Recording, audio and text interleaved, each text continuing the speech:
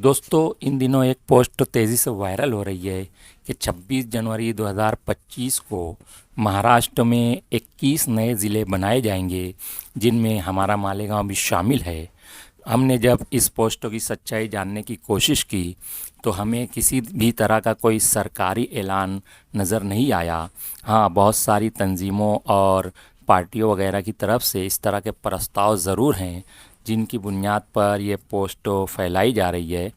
वैसे हमारे शहर ने और लोगों ने रेल और ज़िला का इतनी बार ऐलान सुना है कि आप जब तक अपनी अपनी आँखों से रेल को चलता हुआ ना देख लें और इसी तरह से ज़िला कलेक्टर को उनकी कुर्सी पर बैठा हुआ ना देख लें, कोई मानने वाला नहीं है।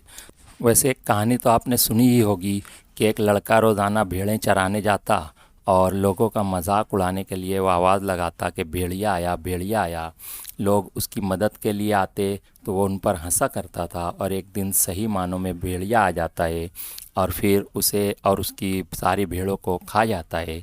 तो मालेगांव वाले तो यही चाहेंगे कि इस बार सही मानों में भेड़िया आ ही जाए, यानी रेल और मालेगांव ज़िला का ऐलान हो जाए। वैसे एक साथ इतने सारे ज़िलों का ऐलान नामुमकिन तो नहीं, लेकिन मुश्किल ज़रूर है। देखते हैं 26 जनवरी को क्या ऐलान होता है।